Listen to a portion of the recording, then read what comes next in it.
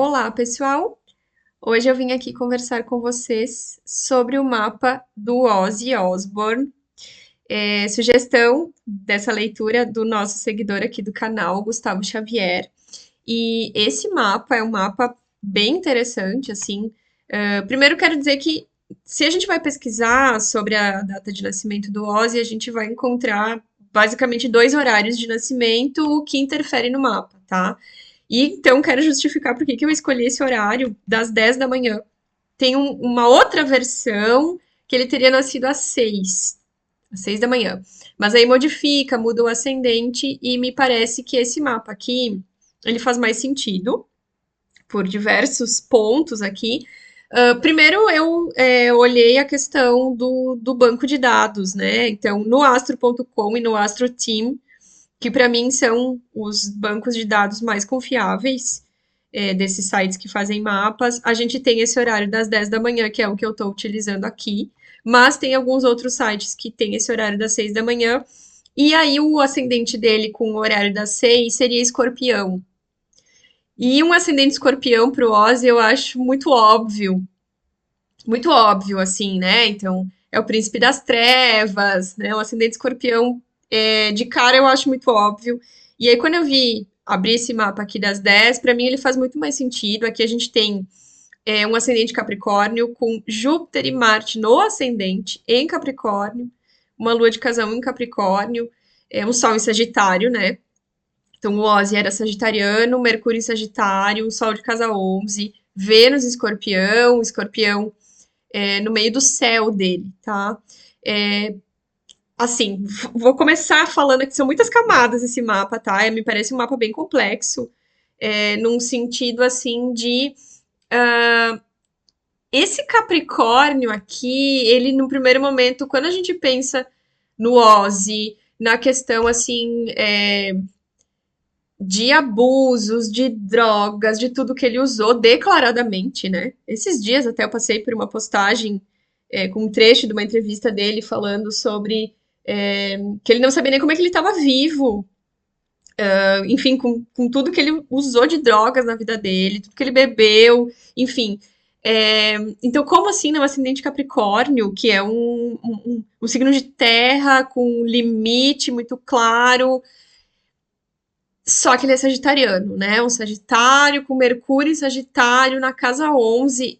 Quando a gente tá falando de músicos, principalmente de músicos, unido ao Sagitário, é bem frequente, é bem usual a gente ter aí alguma questão que envolve alguns abusos, tá? Principalmente de drogas. É bem comum isso. Por quê? Porque o Sagitário, ele é um signo que não tem limite. E aí a gente vai olhar o ascendente dele aqui, que é em Capricórnio, mas tá o Júpiter ali, que é o regente de Sagitário, com Marte. Isso aqui, esse Júpiter com Marte aqui, é assim, não tem limite aqui. Não tem limite aqui. Só que é em Capricórnio. Então, assim, não tem limite, não tem limite. Mas ele fez tudo o que ele fez. Ele deixou todo o legado que ele deixou. Então não é um não tem limite assim,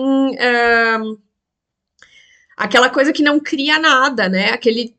Aquele desenfreado que não foca em lugar nenhum e não deixa nada de legado. Pelo completo contrário, se a gente olhar para qualquer área da vida dele, a gente vai ver legado, né? Um pai de família, de duas famílias, né? Ele foi casado duas vezes, ele teve filhos lá com a primeira esposa, os filhos com a segunda esposa. Me chamou muita atenção também essa questão do último show, né, que ele fez antes de falecer. Então, assim, início, meio e fim. O Capricórnio vai ter isso, tá? Ele tem a história, ele é o dono da história e é a história, assim, muito completa. Não fica nada solto. Em algum momento eu vou trazer o mapa do Walt Disney. Quando eu vi esse mapa do Oz, eu lembrei do Walt Disney. Que, assim, é muito Capricórnio no mapa dele e para construir algo do tamanho da Disney, é isso, sabe? O Capricórnio é isso, é um legado que é desse tamanho aqui. né? E o Ozzy é isso, né? É o pai do heavy metal. Ele deixa um legado que é estrondoso, é muito grande. Só que sim, com isso vem junto, né? Veio junto essas questões abusivas que fez ele, inclusive, ser demitido lá do Black Sabbath, né? Num determinado momento, porque não tinha mais como. Ele estava muito envolvido com drogas, enfim. Só que ao mesmo tempo, essa lua de casa um vai indicar aqui uma pessoa extremamente sensível e que possivelmente passou por questões bem pesadas, assim, né? A lua em Capricórnio é uma lua em exílio, é uma lua de casa um, essa sensibilidade toda dele aqui, ele camuflou nessa imagem, que é isso que o ascendente faz, né? Nessa imagem de príncipe das trevas, né, essa ambiência escorpiana. Por isso que eu falei que um ascendente escorpião ia ser muito óbvio. Ia ser muito óbvio no mapa dele. Não, não é isso aqui. Tanto é que se a gente vai ler a história do Black Sabbath, foi ele junto lá com outros integrantes, lá enfim, os amigos dele lá da época, né, que passaram em frente lá de um cinema e se deram conta de que as pessoas pagavam para assistir filme de terror, então elas pagavam para sentir medo. Então eles criaram a atmosfera do Black Sabbath se baseando naquilo que eles tinham visto lá no cinema. Foi de uma inteligência ali muito grande. Até porque é isso, né? Se ele é considerado o pai do heavy metal, ele criou aquilo ali. Ele criou aquele cenário, de certo modo, foi criado por ele. Por ele, e claro, né, pelos companheiros dele lá, mas enfim, é ele que estava com a cara ali, ele, né, partiu dali. E aí me chamou muita atenção também quando eu li que ele era um fã dos Beatles, né, e aí é isso, assim, ele tinha uma sensibilidade muito grande. E se a gente, quem assistiu lá na antiga MTV, o The Osbournes, vai ver esse lado dele sensível, família. Olha que a Vênus é uma Vênus em Escorpião de casa 9, mas o Escorpião abre a casa 10 dele, né? Então a Vênus rege o topo do mapa dele. Ele tem um Netuno em Libra aqui dentro da casa 9. Ele tem uma sensibilidade, tinha, né? Tinha uma sensibilidade muito forte. E sim, algumas coisas a gente sabe, né, da vida pessoal dele, no sentido de que ele sofreu abusos sexuais quando ele era adolescente. Ele teve aí ele foi preso por roubo, ele teve vários trabalhos antes, ele vem de uma família humilde, assim, enfim, ele teve toda uma vida antes, né, dele entrar nesse papel, que é isso que o Capricórnio faz, ele dá papel, e é um papel que ele cumpriu muito bem, mas é um papel.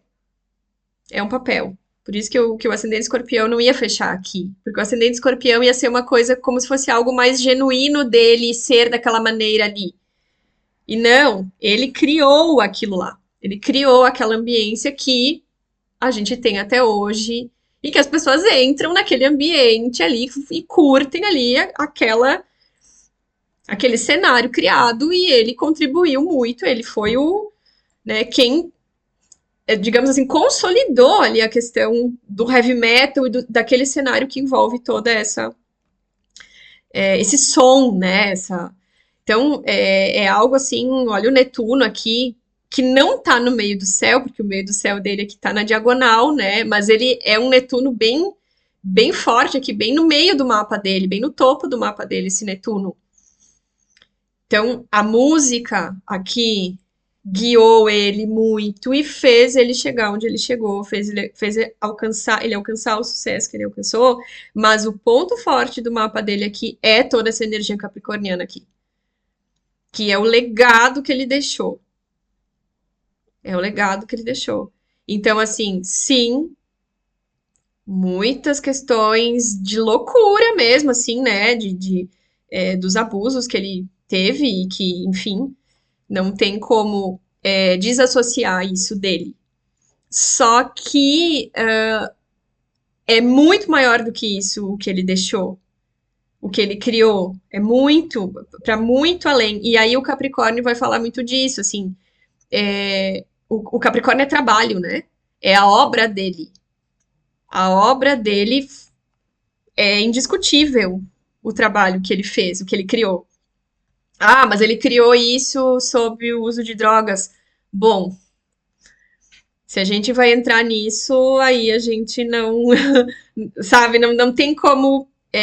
Eu quero dizer assim, no sentido de pegar isso e invalidar qualquer coisa que ele tenha feito ou criado. É impossível, não tem como fazer isso. Senão a gente vai invalidar, sei lá, 90% das músicas criadas no mundo, porque, enfim, é um meio musical, porque é isso, é muito dinheiro envolvido, né, os palcos ali é um lugar de poder muito forte, e aí tem muita droga envolvida ali, muito álcool, e, enfim, né, e ele nunca escondeu isso, assim, ele sempre falou muito abertamente sobre isso, tem muitas entrevistas dele, biografias, falando sobre as loucuras que ele fazia, enfim, esses dias eu passei por um post ele falando sobre a festa de casamento dele, assim, nossa, era um- uma loucura, assim, o que acontecia por conta desses abusos de drogas.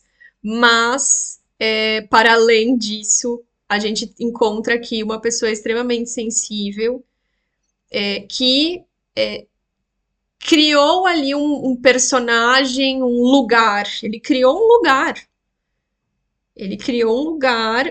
E aí eu trago muito essa questão do Walt Disney, que também criou um lugar. No caso lá da Disney, é um lugar físico. Aqui a gente cria, é uma ambiência, né? E aí vai falar muito com esse Netuno aqui. E olha só, é o Netuno que conversa aqui com a Lua, quadratura perfeita com a Lua, conversa aqui com Marte, com Júpiter, com ascendente. É uma ambiência muito mais sutil, né? Que envolve a música, que é do âmbito de Netuno. Mas aí não é só a música. Com a música vem junto atitudes, comportamentos. Olha o Sol de casa 11. Casa 11 é casa de Aquário, é casa dos grupos, do social, das atitudes, dos comportamentos grupais. Então, a música puxou toda uma ambiência, uma vestimenta. E ele criou tudo isso, mas ele criou isso embasado em algo que ele viu. Só que ele botou isso numa proporção. Ele conseguiu, e aí é isso, né? O Marte e o Júpiter juntos, não tem como. Ele botou um holofote aqui de uma maneira é, que deixou o legado que ele deixou. Então, eu quis trazer aqui bem assim essa questão do legado dele que para mim chama muito a atenção. O tamanho, a proporção daquilo que ele criou. E assim, é isso, né? Um Júpiter no ascendente já vai falar de uma proporção gigantesca. Um Marte no ascendente também. Agora, um Júpiter com um Marte juntos. Em Capricórnio, que é um signo assim que, é, as- sabe, tá sempre fazendo manutenção da engrenagem, né? O Capricórnio, ele é, assim, se a gente vai falar numa palavra cotidiana, ele é um empresário. Ele é uma chefia, ele é o signo que faz a coisa acontecer e chegar em proporções. Ele vai ampliando de uma maneira muito consolidada, porque é um signo de terra, né? E aí ele fez isso na música, depois, querendo ou não, quando teve lá o seriado, o The Osbournes, aquilo lá também gerou e impactou muito culturalmente, socialmente, as pessoas, quem assistia aquele programa na época.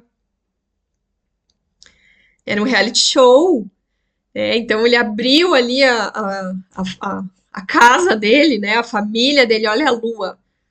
É muito forte aqui essa lua de casal, mesmo sendo uma lua em Capricórnio, que é uma lua mais fechada, mais reservada, por questões que foram acontecendo com ele ao longo da vida dele, enfim.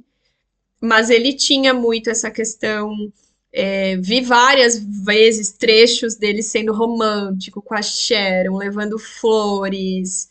Ele tinha ali uma doçura, uma coisa de querido, de fofo, mesmo tendo esse personagem ali que, claro, se mesclou com ele. Ele se mesclou com o personagem que ele criou. Mas a lua aqui muito forte.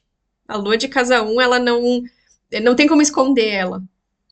Pode ser a pessoa mais heavy metal que exista. Uma lua de casa 1 não tem como esconder. Não tem como esconder a doçura que ela traz. É impossível. E olha só, uma lua em Capricórnio, uma lua exilada. Não é uma lua em casa. E mesmo assim, ela vai estar ali, ela vai aparecer, porque na casa 1 tudo aparece.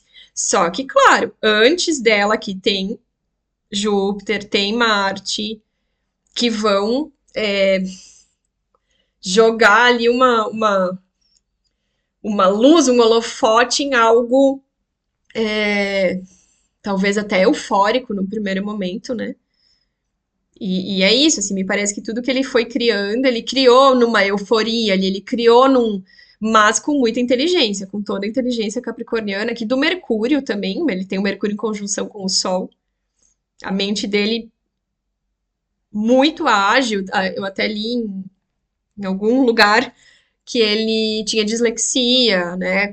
Enfim, na escola ele tinha esses problemas, né? Com essa questão da escrita, da dislexia, porque a mente dele é muito rápida. Então, uma inteligência aqui muito forte, um Saturno, Plutão de casa 8. Ele tinha, ele tinha, né, esse ar de mistério, mas um mistério que ele expressou. Ele, ele, ele botou para fora ali as angústias dele. Ele arrumou um jeito de colocar para fora as angústias dele. Só que é isso, o Capricórnio, ele cria coisas, ele criou um personagem, isso é importante. Isso é importante, por isso que o ascendente escorpião não ia caber aqui. Porque não é ele, pelo contrário, ele era tão fechado que ele criou algo para expressar, para passar para o mundo externo uma imagem, mas não é que ele era aquilo ali.